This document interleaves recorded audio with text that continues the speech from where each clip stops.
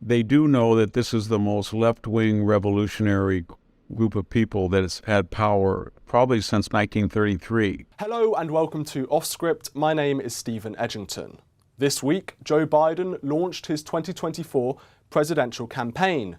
To discuss his chances and the fallout from Tucker Carlson leaving Fox News, I'm joined by the American historian Victor Davis Hanson. Is Joe Biden the favourite to become president again in 2024? I don't think so. If he were to be the nominee, I don't think he would be a traditional candidate. He would be an artifact, a prop, a construct. They're going to have a problem because they had the veneer of COVID last time that would allow him to stay in the basement and be a 19th century front porch candidate. But this time, they will have to have some attempt at it. But I think they're going to outsource. He's just a symbol, a veneer, as I said, a scab, and underneath is this wound of hard leftist, and they have an agenda, and they use him to moderate or give the veneer of moderation. But they will outsource the campaign, as they did in 2020, to the Silicon Valley titans. They raised hundreds of millions of dollars more than Trump, maybe twice as much, with counting the PACs. Should Trump be the nominee, they'll tie him up with a series of Mr. Bragg in New York, Miss Letitia James in New York, the Fannie Willis in Georgia, Jack Smith, and the special prosecutor in Florida. So their plan is to gain him empathy to get the nomination and then to hemorrhage him for 18 months. And then finally, they just outsource it to the media. So the media, you can already see what the media is doing here in this country. They're running ads. Biden's not running very many ads, but their narratives on the local news and national and state news is that Trump really wasn't that bad of a guy, that he's now running to the left of DeSantis because DeSantis is a hard right counter-revolutionary. It's dangerous. But Trump, he's reasonable on abortion. He's reasonable on Disney Corporation. He's reasonable on Social Security. And so what they want to do is what they did in 2016. They build him up, and then once he gets a nomination, they flip and they use lawfare, money, the media to destroy him. Let's stick with Joe Biden for now, and then we'll move on to Trump and DeSantis a little bit later. Does Joe Biden compare to any US president in history? Who is he most similar to? It's pretty clear that the last 18 months of Woodrow Wilson's presidency, he had a stroke, and that was hidden by Edith Wilson, his wife, and his physician. And so what they did was they got together with his advisors and sent out daily communiques of what Wilson wanted. But we know for that period he was unable to communicate or think rationally. Later he had a semi-recovery where he could walk. I think he died 4 or 5 years later, but we had for about a year and a half no president at all. And I think we're getting to that point where Dr. Jill Biden serves as a conduit. And a conduit to whom? To Bernie Sanders' wing. I shouldn't say wing, that is the orthodoxy of the Democratic Party. Bernie Sanders people, Elizabeth Warren, the squad, the Obamas, and they tell them these are going to be the appointments, federal judges, these are going to be the bureaucratic appointments, these are going to be the initiatives. And it's basically, we want this on transgender, open border, Green New Deal, New Green Deal, all that stuff. And then they hand Joe, and then he goes into his 1 or 2 minute fits where he says, ultra MAGA semi-fascists are stopping us. We've got a great agenda. We've got a great record. We need more time. And that's how that's working. But he's not, I think everybody, even on their side, there's a lot of left-wing writers who are basically now admitting that he's not in full control of his faculties. Now, Biden released a campaign launch video. Do you think he's going to have another campaign where he's basically in the basement again? He's not really going to go on the campaign trail, do speeches, do rallies, and he'll just be a very sort of low-key campaign from the president himself? Yeah, I do. We've got to remember one thing about him. He was always narcissistic. When he was old Joe Biden from Scranton and he was healthy and he was one of the youngest senators in history, he loved the limelight. He loved to get out in front of people. And he didn't do that by choice. He was not physically able to do it in 2016. When he left the vice presidency, he was not in good health. And remember, Biden famously was told by Obama, Joe, you don't have to do this, meaning imagining a run for the presidency. And then in 2020, I guess as early as 2019, people on the Democratic stage were telling him, Cory Booker, what are you doing? Who is this guy? I mean, he was that evident failing. And then 2020, he used COVID. But he didn't want to do that. He had no choice. Or he'd stumble, or he'd fall, or he'd say create the corn pop stories. The biggest fear was that he, without the cognitive control over his emotions, he was saying things like the corn pop saga, or you ain't black, or you're a junkie, that were really offensive to people. Or he was glare at young girls, or he'd breathe on their hair, or he'd say she's a good-looking young teen. So they didn't want him out there. I don't think it was, and I think he understood that. Now they don't have COVID, but they're going to keep him. They have no choice. They have to keep him. So he had a video. He didn't announce it. Because if he had announced it, he wouldn't have been able to read the teleprompter without serious grammatical or syntactical or mispronunciation errors. So I think that's what he's going to do. It'll just be interesting how they package his non-presence, whether he's too busy being president, or he's got an agenda, or he's got to worry about foreign crises. It has to be something. But we've never, getting back to your prior question, we've never seen anything like this in our lifetimes, where, Wilson was 19, we're talking 1917 and 1918. 1918, 1919.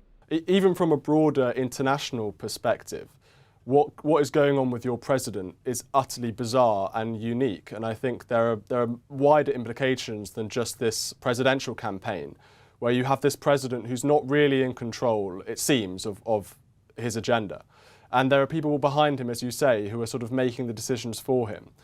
What do you think those broader implications are? I've just outlined some of them. Well, we've seen them already, and I think the impression is two things. That the commander-in-chief of the U.S. military, for example, Joe Biden, will not react or cannot grasp, and that he's delegated authority to people of whom our foreign enemies, neutrals, and allies don't know really who's in charge. And then second, they do know that this is the most left-wing revolutionary group of people that has had power probably since 1933. They came in with FDR. And how that transmits is that Iran now is going full blast with nuclear enrichment. It probably already has a bomb. It has a factory in Russia making drones. Apparently it's going to start that. China and Russia are together. China now has usurped our place as a honest broker. It is in with Ukraine, even though it's giving no money to Ukraine, no weapons to Ukraine. It's helping Russia, and yet Ukraine is looking at it as a broker with Russia. North Korea is back to its annex about sending missiles everywhere. We've got a new problem with Turkey. The other day, it said it would send missiles into Athens one morning, that the Dodecanese Islands are back up for negotiation, even though they're on Greek sovereignty. I guess what I'm saying is neutrals look at this, and whether it's South Korea, Japan, the Philippines, Australia, Taiwan, and they say, we've got to make some strategic decisions because we don't believe the United States is there. And then allies like Saudi Arabia, for example,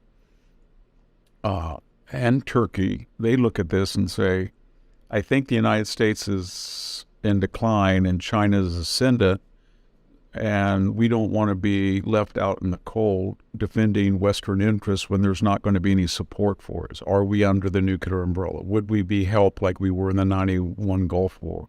And they've made the necessary adjustments and have distanced themselves from us.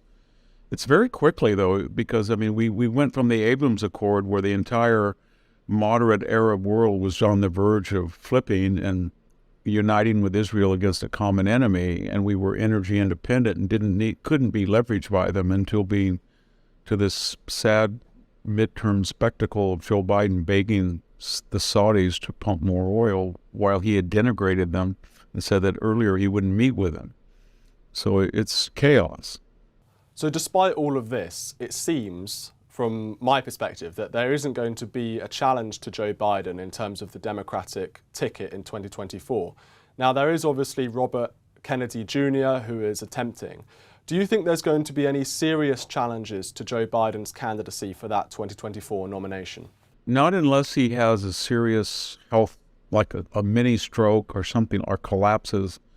Probably not. And I don't think there's going to be any primary debates, internal party debates. So if Robert Kennedy announces his candidacy, which he did, and he already polls 14 or 15% without doing anything, then the logical question is, wouldn't he have like Ted Kennedy and Jimmy Carter? Wouldn't he be a serious candidate? Wouldn't he have debates? If he had a debate with Joe Biden, it would be embarrassing for Biden. And so I think Biden is raising money and he's sending out the message, I'm not going to debate anybody. I am going to be the nominee. It's futile to run against me. And I have given the hard left everything they want. I've given the left corporate wing of the party everything they want. There'd be no reason to replace me other than, superficial appearances. I think they prefer this almost. I think they like the idea of a virtual presidency because he's so predictable and he can't do anything unless he's spoon-fed the narrative. And that's much better than having a volatile Bill Clinton or Obama. In 2020, Joe Biden beat Donald Trump, despite all of the gaffes, despite his clearly sort of aging physical health and everything else. Do you think that Donald Trump can beat Joe Biden in 2024? I think he can. The polls suggest they're about even. The odd irony is that Ron DeSantis polls better, but not nearly as good as Trump in the primary. So Republican voters are kind of looking at it's very early, so it's probably premature even to speculate, but they are with this dilemma that the person who could clearly beat Biden clearly is not going to get the nomination, they think, and the guy who will get the nomination can't beat Biden. So I think we can see that with all, as I mentioned earlier, with all these prosecutions, the point is they want Donald Trump to get that. And that may be a mistake. It surely was a mistake in 2016 when they gave him $1 billion of free media coverage.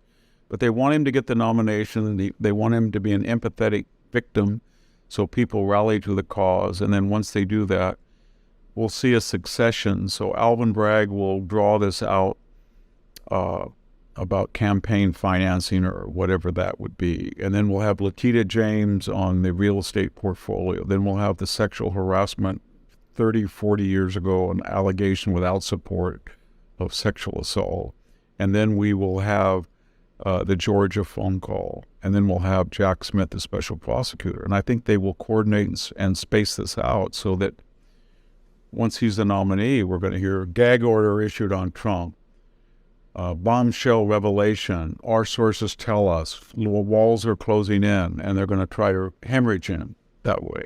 Has there been a period in US history or an example of a US president where he lost the election and then he went on and won another election later on? Just one with Grover Cleveland in the late 19th century. And Cleveland may or may not, it was very similar. His first 4 years were very successful, and then when he ran for re-election, there were serious questions about the integrity of the balloting, and then he came back and won again. He left office the second time not very popular, but now when historians look back, he was the Democrat that broke up the post-Civil War Republican monopoly, and he gets kudos for doing that and some reforms. And so that's what Donald Trump, if you actually look at some of the campaign ads, a couple of them mention the fact that he's at Cleveland or he can come back and do this again. But that's the only time that we've seen that. So we'll see what happens.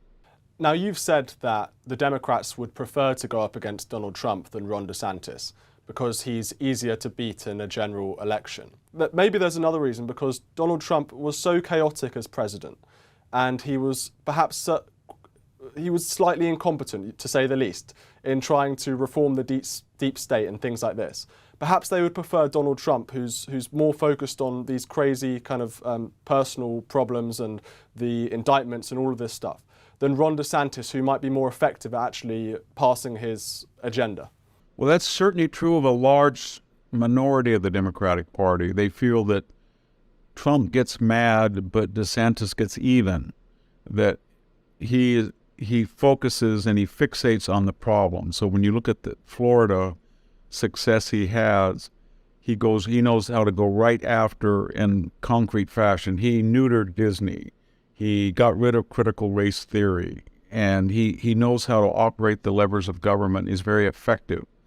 And because of his brilliant wife and the people around him, he doesn't make sloppy appointments. He doesn't. I think Donald Trump has been done a great disservice, but I don't think they could be as effective trying to do to Trump what they're doing to what they're doing to Trump to DeSantis. I don't think he would give them that exposure in his personal life and his business life.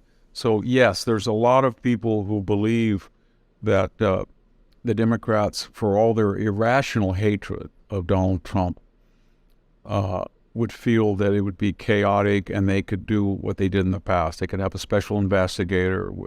I mean, they've learned nothing and forgotten nothing. When they did Russian collusion, everybody thought they would be so humiliated and ashamed. They never brought any shred of evidence. Their TV, radio, social media all claimed they had evidence that he had colluded. There was none, and then what did they do? They just took a deep breath. They went into impeachment. And after impeachment, what did they do? During the campaign, they went into Russian disinformation, complete fabrication that Hunter Biden's laptop was a product of Russian disinformation, but they ran with it. It was very successful because they squashed that story and they suppressed that true story. So, yeah, I think that's what's going to happen, and they think that they can do that. A lot of people think they can operate much more effectively against Trump because he's not a seasoned politician, even though he's been president for 4 years. The other 60% maybe of the Democrats they don't even think about that. They hate the way he looks, they hate the way he talks, they hate who he is, they want to destroy him, they hate his family, they hate everything about him, and they will come out of the woodwork with all the money and resources they have. And if you were to tell them, as some of the people that are running the Democratic Party are telling them, be careful, because Ron DeSantis will be much more effective, and he knows how you think and what you do, and he's going to overturn everything that Biden did. Not going to talk about building a wall. He'll quietly say he doesn't know whether he can build the wall, and then he will build it. And so they don't care. They think, I don't care. I just hate that. That's their attitude. Do you think it's wise for Donald Trump to criticize Ron DeSantis in the way he is? Because Donald Trump has basically said that Ron DeSantis has caused many problems for his home state in Florida. And this, again, is attacking DeSantis from the left. And it's the same thing that Nikki Haley is doing recently. She's attacking DeSantis over his fight with Disney and saying that Disney can come to her state because she wouldn't be so confrontational. Do you think it's wise for Trump and Nikki Haley to attack DeSantis from this left-wing perspective? It's a big mistake, and because it's incoherent. I mean, Donald Trump moved to Florida for a particular reason. If he thinks it's so ill, he has the resources, he could move back to New York, but he doesn't. And he knows that Florida is well run, that he knows that DeSantis won by over 1 million votes. He knows that he got constituencies to vote for him that usually don't vote for Republicans. He knows that his record is sterling.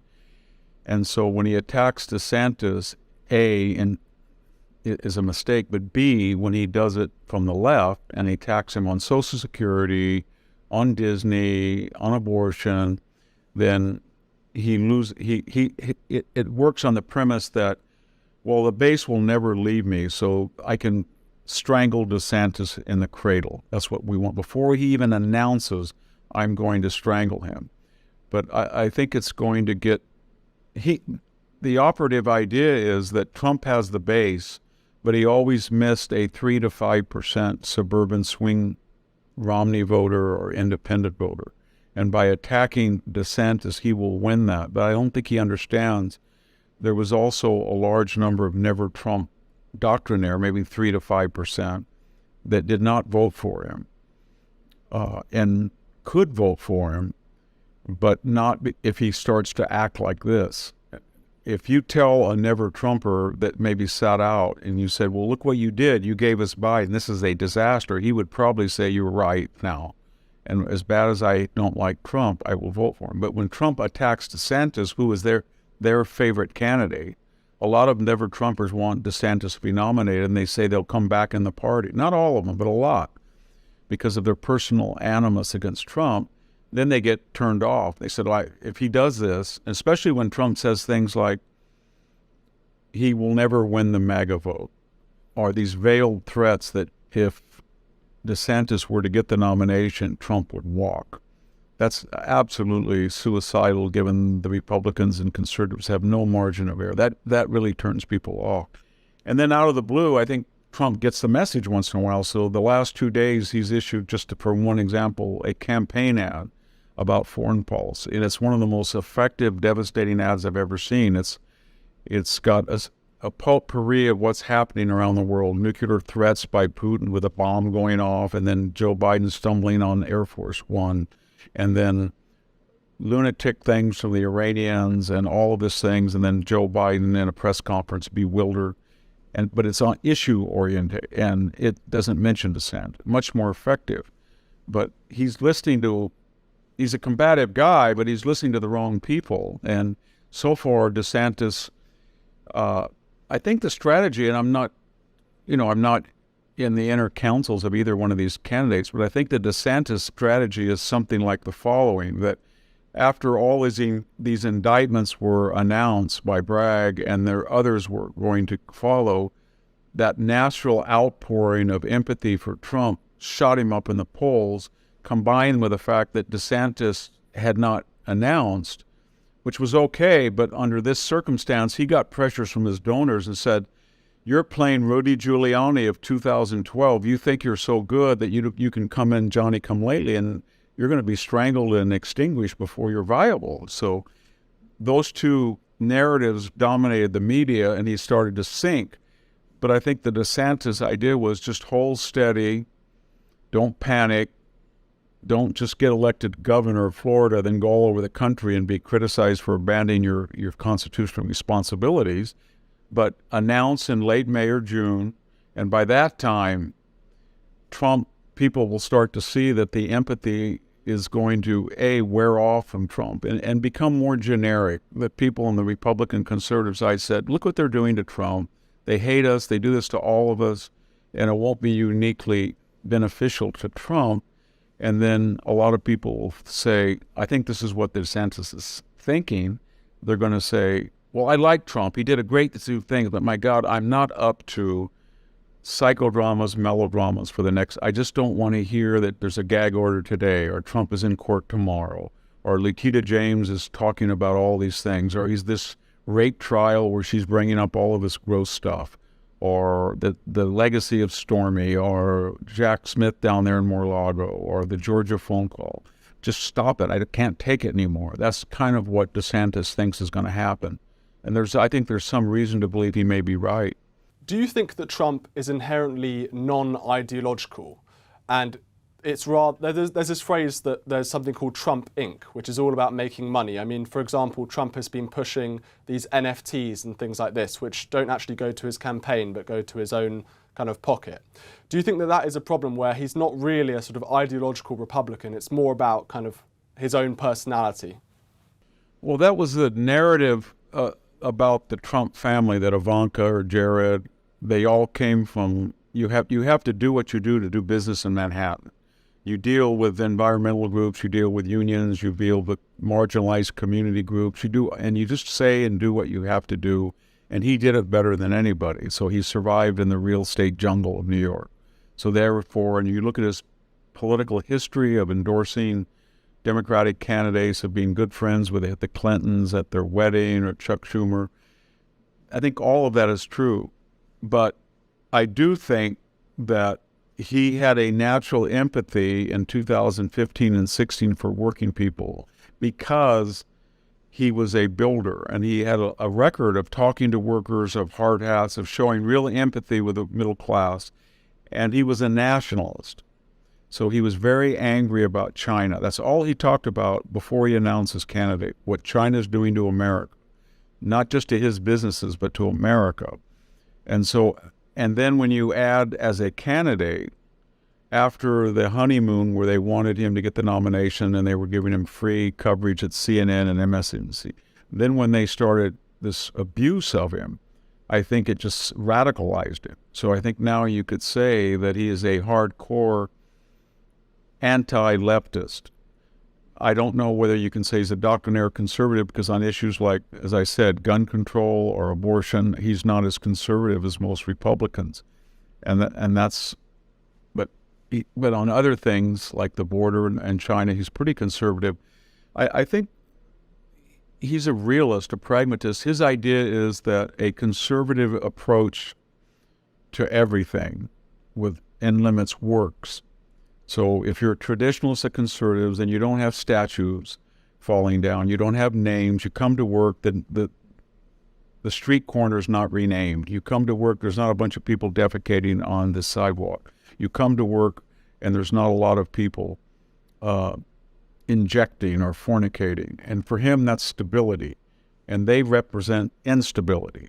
And now you can put instability versus stability into political terms, conservative, democratic. But he's not a person who says to himself, I am a small government, low taxes, deregulating person ideologically. He's a pragmatist. And right now it's very pragmatic to stop the woke revolution.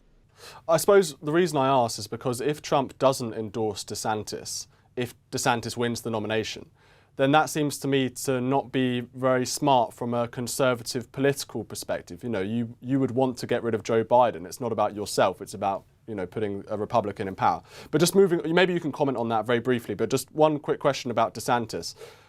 Does DeSantis remind you of anyone else throughout American history? Is he Barry Goldwater? Is he Ronald Reagan? You know, are there any other sort of conservative presidential candidates at this point in the cycle that he reminds you of?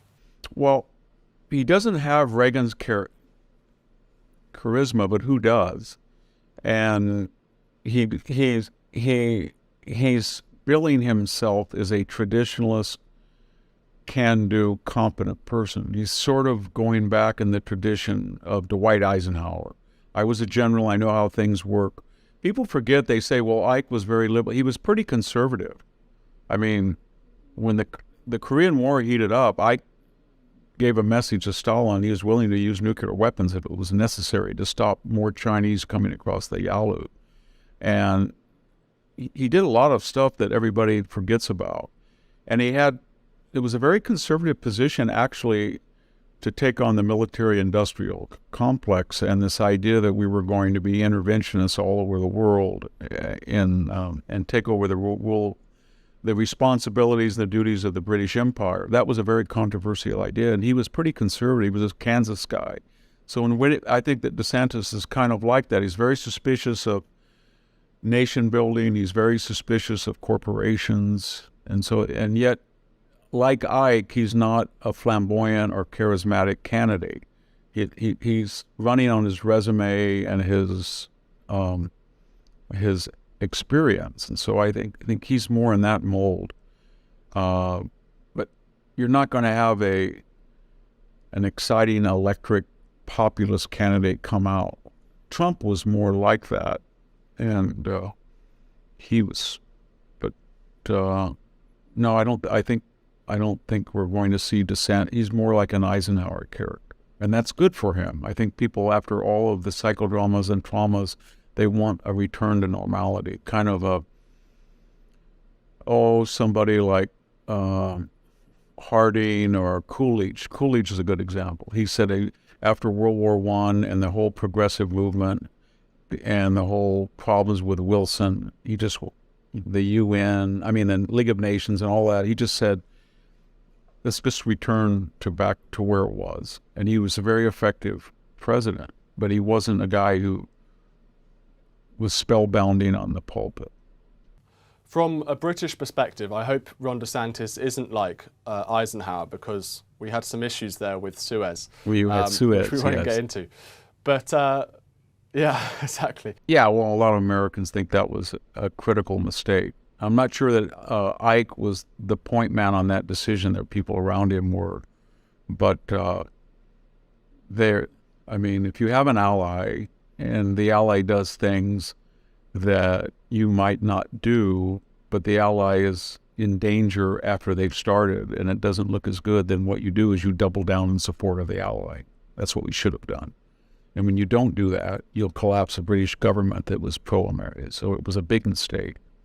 And it led to potentially communism in Egypt. But anyway, it on did. Ron DeSantis's foreign policy, we know that he's been a bit sort of cautious. He's said that the Ukraine conflict was a regional conflict, but then he sort of rode back on that a little bit with Piers Morgan. Where do you think Ron DeSantis stands in terms of his foreign policy?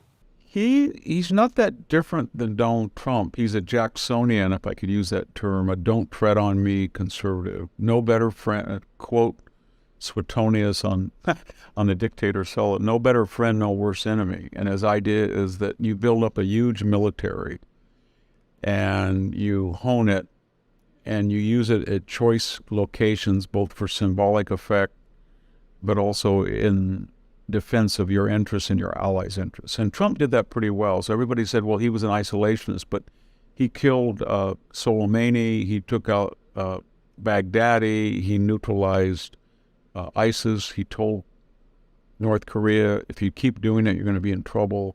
He was the only president during the Bush administration, during the Obama administration, during the Biden administration. They all have one thing in common. Russia crossed its borders into Ossetia, into Ukraine, into Crimea.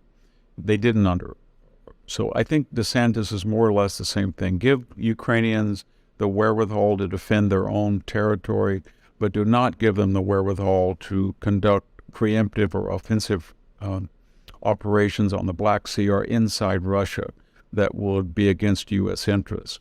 And then he's also, I think, a geostrategist.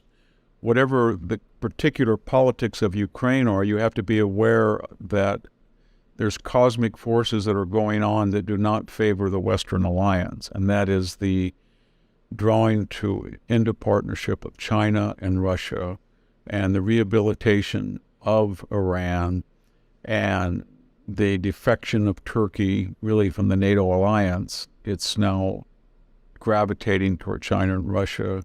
The idea that allies like India keep buying weapons from Russia, keeps buying Russian oil.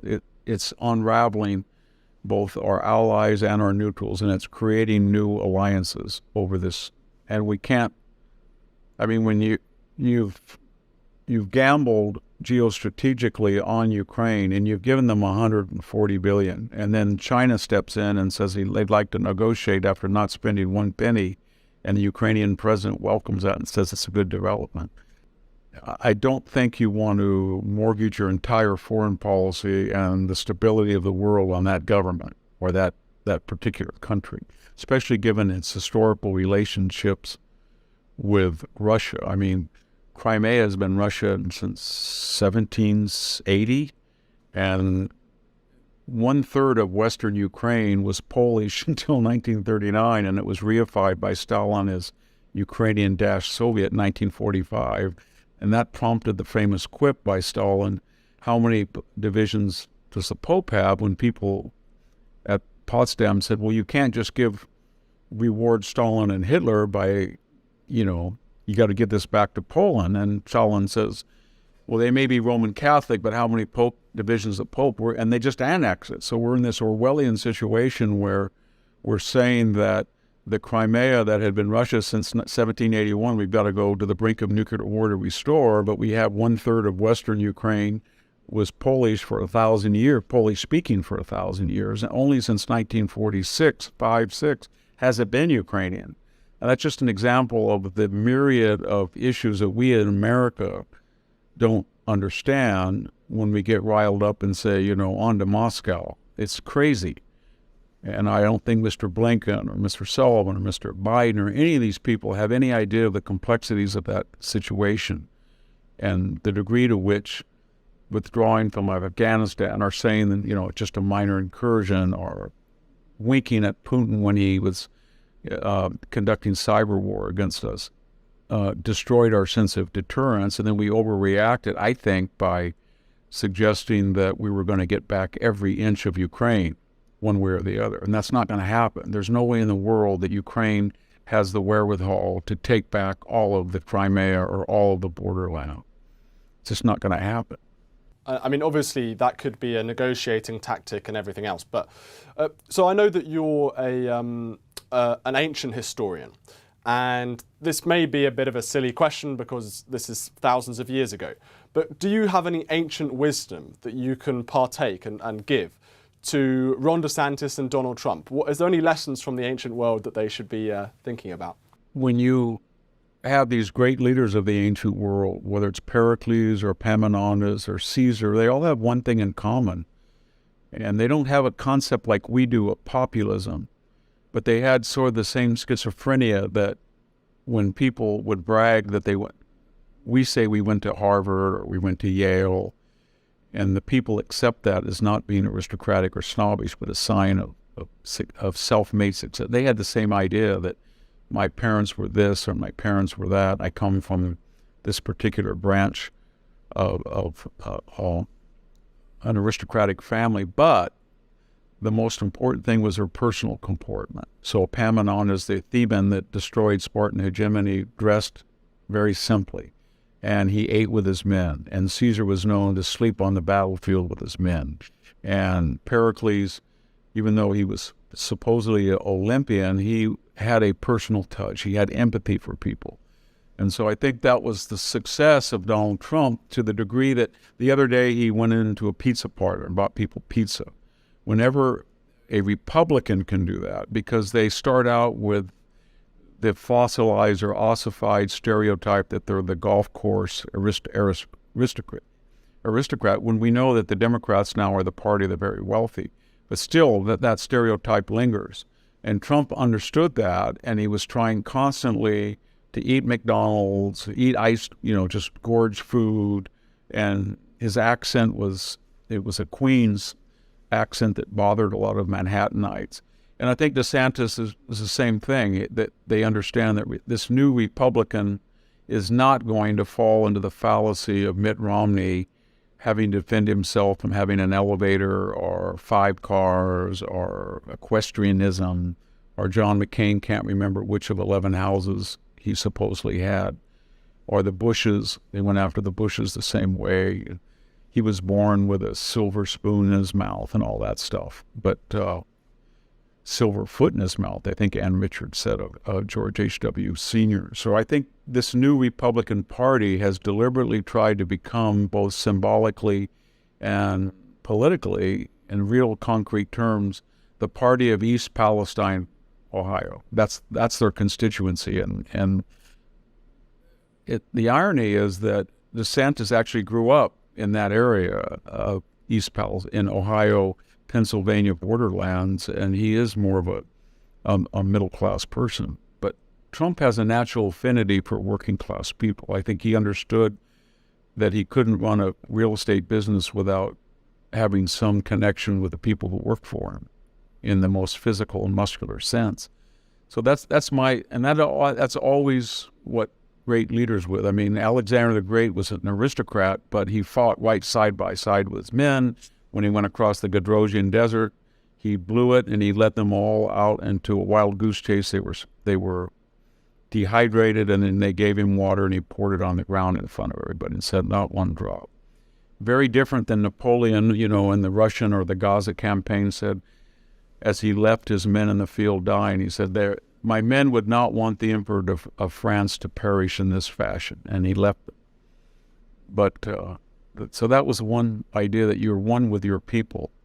To be fair to Napoleon, I think he did try and look after his men. Yes. Whereas Wellington perhaps was more, sort of derided his men a little bit more.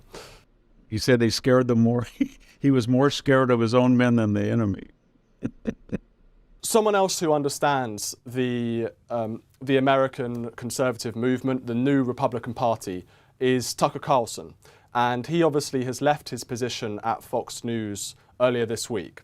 What do you think will be the impact of Tucker Carlson leaving that show, that massively popular show that he had every 8 p.m. On Fox News? Well, I think everybody is mystified because ostensibly, the reason was that they had settled for $757 million with the Dominion. And nobody can understand that either, because that was greater than the market capitalization. How can you be damaged more than the net value of your entire product? And then more importantly, by settling, they set the precedence, Fox did, that a network that has hundreds of guests every month can't be responsible for what some loony guest or what some wayward speaker is, any more than MSNBC or CNN or ABC could be sued because they had people ranting every single day that Hunter's laptop was authentic. And that did a lot of damage. I mean, it damaged it warped the race. So I think they shouldn't have settled. And then after the discovery process of that and 2 other lawsuits, there were internal messages. And apparently the narrative is that Tucker, I think you or I, if somebody got all of our internal emails, and look what we sometimes say in a heat of passion, we wouldn't want them released. But so what I'm getting at, I don't think that there was a serious cause to fire him other than an emotional one. Because if you look at all the hosts and all the guests who may have contributed to the settlement to Dominion, he was one of the few who said, I'm not putting Sidney Powell on here anymore. I don't want to hear anything unless you can back it up with data. Within 48 hours, he had dropped any notion that the rumors about inaccuracies or misinformation on these voting machines was viable. So it wasn't that, but it was criticism of the corporate elite. And I think at the very top of the Murdoch family, they had just settled. They didn't want to go all the way down to Delaware. They saw this. They felt that it was a betrayal. And then in a heat of passion over the weekend, they fired him. And I think before they fired him, they thought, Fox is bigger than any one anchor. We fired Bill O'Reilly, and guess what? Tucker showed up, and he has the same size audience or bigger. And then we let Megyn Kelly go to NBC, and we brought in Laura Ingraham, and we stopped that bleeding. And we can do that because people tune into us because the brand. But I don't think they understand that it's not quite like that. It's cumulative. It's like a cut, and each one magnifies the prior one. So when you get rid of Bill O'Reilly and you get rid of Megyn Kelly and you call Arizona too early, and you go up and down and Newsmax and competitors creep in and grab your audience. They've lost over $800 million in stock. Newsmax has doubled its audience. That 8 to 9 key Eastern time slot has lost about 1 million viewers, like that. And Brian Kilmeade, who's taken his place, is a pretty good newscaster. So I'm not sure they can find somebody like that to come in, A, that is funny and affable and knowledgeable, but B, and more importantly, Paul Ryan is on the board of News Corp, and News Corp owns the Wall Street Journal, so it is the epitome of doctrinaire conservatism. But doctrinaire conservatism is not what conservatism is now, the Romneyites. And so they needed Tucker Carlson to appeal to the new Republican Party. And so what do I mean by that? He was talking about the absurdity of woke. And I don't know where you find somebody like that who has the ability to articulate those positions but is not crazy. Especially, Tucker came from one of the wealthiest families in California. He was an aristocrat. His grandfather and family were Miller Lux, which is the biggest landowner in California in the 19th century. On his mother's side, he was Swanson Food Company. He went to prep school. So for him, brought up like that as an aristocrat, to become a populist and yet know how the aristocratic mind works is very unusual. And Bill O'Reilly had certain gifts because he came out of kind of a tabloid journalism background, and he understood the earthiness of the news and the audience that Fox won.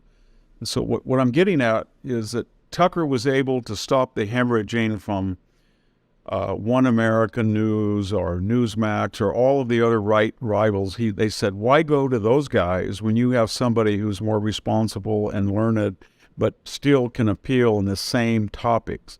And so I don't know where they get that person. And I think that in the immediate week, it shows. But just to sum up, Fox was trying to tell everybody, and they let Dan Bongino go. There's rumors that maybe Judge Dean or maybe Maria Bartoloma, all of these people are telling them, you're vulnerable. There's nobody bigger than the Murdochs and News Corps. If you go on the news and you say things and it puts us in legal jeopardy, or you talk about us personally, we're going to fire you. And we fired the unfireable Tucker Carlson. If you think you're better than Tucker Carlson, try it. And so that's the message, I think. And I don't know what is in store for Tucker, but all of that said, when you look at someone like Joe Rogan or Ben Shapiro or what Megyn Kelly's done with her streaming, all of these people have divorced themselves from, they don't go on Fox, they don't go on television, and yet in terms of reach and profit, they're far more successful. So I think even though Tucker was supposedly getting 2 more years at $20 million a year, given his appeal and talents, he could probably make more than that with his own venue. That wasn't true 20 years ago. It wasn't true 5 years ago. But we've so fragmented the media business. You and I are talking right now. We don't have to go on television to do that. You don't have to be with the BBC. And I think that's one of the messages. The Murdochs are not quite understanding that when you take away somebody who had a greater potential elsewhere and was a precious asset that anchored your whole evening lineup, and you fired him in a fit of pique or anger without thinking it through, you got to be very careful, because you're not going to be able to replace a guy like that. That's the impact on Fox News. But just very briefly, can you describe the impact on the wider conservative movement? Because as you said, Tucker Carlson was able to push certain boundaries of acceptability, and he's no longer able to do that on such a wide mainstream platform. Yeah, he might get a podcast, or he may set up his own thing, but I'm guessing that will have less impact on the ordinary, non-political, apolitical American voter who might have just switched into Fox News at 8 p.m. on a weekday, than the more active Republicans who are going to go out and search for Tucker on YouTube anyway, if you see what I mean. Well, certainly the left would agree with what you're saying. They're in celebration now. AOC and people are saying things like, we don't believe in cancel culture, but we got him canceled. That's what they're saying. They think they took him down. They criticize him every day. They said he was a racist. They said he was a transphobe, a homophobe, and they think that eventually they got, for that slot, should have been making hundreds of millions of dollars in advertising, but they were able to cut his revenues by 30 or 40% by boycotts, pressuring corporations that they were going to boycott them if they bought time. And they feel that that's a paradigm that now is successful, and they're going to use it. But I don't think it's going to restrict. What we're talking about is, on a good night, Tucker got 3.5 million viewers. And that's pretty good. That was almost like a free, you can go on network news for free and get about 4 million on one of the nightly news. And some nights he had 4 and 5 million. And so he was basically telling America, you're going to pay a lot of money on a cable subscription, and yet more of you are going to watch me than what's free on NBC or CBS. That was an unusual development. But that said, when you look at that audience, it's not that big. And so there are all of these other venues. Are those venues affected by this? I think that's your question. Does Joe Rogan say, oh my God, I got to be careful? Or does Dinesh D'Souza or Ben Shapiro say we can't do that? Or does the Daily Wire, the Daily Caller, do they say that? Does the people on Substack, do they say we better pull? No, not at all. In fact, I think they're going to be just the opposite. They feel, wow, there's a big vacuum now. There's a 3.5 million audience, and we're going to go after it. I think that's the point. Newsmax and Glenn Beck, Newsmax, they're all trying to say, we're the place where we don't censor you. But I don't think there's anybody in the conservative movement that's saying, maybe the never-Trumpers, but, well, I'm glad he got what he, Howard Stern, I'm glad he got what he could want, but nobody else. A lot of people are very angry about it. what can the Republicans learn from the 2022 midterm elections? And are you concerned about the influence of big tech, AI, these new developments in technology influencing 2024? And how can we make sure the election is free and fair? 2022 told us that there is no margin of error. I think it told us that on the issues, the country is with the Republicans on closing the border. You put all the Republicans who ran on 2022 in every race, and all the Democrats, the Republicans had 3.5 million more people vote for their candidates. So on the border, on crime, on energy, on foreign policy, on inflation, on interest, everybody's with you. But that doesn't matter because they should have wiped them out, and they didn't. And the answer was that, first of all, you don't have any margin of error on the candidates. You've got to get, I like Dr. Oz in Pennsylvania, but if they had nominated the other guy, he would have won. And I liked a lot of some of the candidates, but the governor in Pennsylvania had no chance at all. So that's very important that you have to be viable. The other thing is the Democrats now have given up trying to persuade 51% of the people that the open border is good, or that the DAs in New York or Baltimore or Minneapolis are doing what we need by releasing criminals, or we really do need to cut back on oil and gas, or inflation is not that bad. They've given up. They don't even try to defend it. They never mention anything in detail, except they'll say the border's secure or something like that. But they use the word secure because they know they can't say, I'm so happy the border's wide open. So what does that mean? That means they're turning to process. They want to make sure that on Election Day in 2024, 70 to 75% of the people, depending on the particular state, do not vote on Election Day. They do not vote on Election Day. They do not want somebody to show up on his own volition with an ID like he's cashing a check and vote. They feel that they will lose every time. They want people to mail in the ballots. And number two, they feel that with $9 trillion in market capitalization in Silicon Valley, that a Mark Zuckerberg can write a check for $419 million and absorb the work of the registrars and keep precincts and basically take them over. And it works. And so I think the Republicans if they go into this presidential election saying the polls show that all the issues are on our side, the polls show that Ron DeSantis or Donald Trump is ahead of Joe Biden by 2 or 3 points, they're in deep trouble because they will use lawfare, they will have certain protocols about balloting, and they will bring in so much money. You have 50 intelligence officers that come out on the prompt of Anthony Blinken, on the Biden campaign, and they swear that this is looks like Russian disinformation to quash a story. We should assume that they're not stupid, so they're going to look back at 2020 and they're going to say, wow, we had a dysfunctional candidate and we had an incumbent with a very successful record, and we destroyed him by these institutional processes. And that was, we changed, suddenly America went from 30% voting absentee to 30% voting in person. And that was by their own volition and deliberate policy. They wanted that. So I don't know how you combat that. Republicans, they get all excited and they say, you know what, we've got the grassroots, we're ahead in the polls now, the issues favor us, but that won't work. They're going to have to get some very savvy, very skillful people that understand the ballot process, and they need a whole team of lawyers. These are things we've never experienced before. We've always said they were third world. We're the third world country. The United States has no moral authority to lecture anybody about ballot integrity. We are at third world status. Thank you so much, Victor, for joining us. I always appreciate your time. Okay, well, thank you for having me.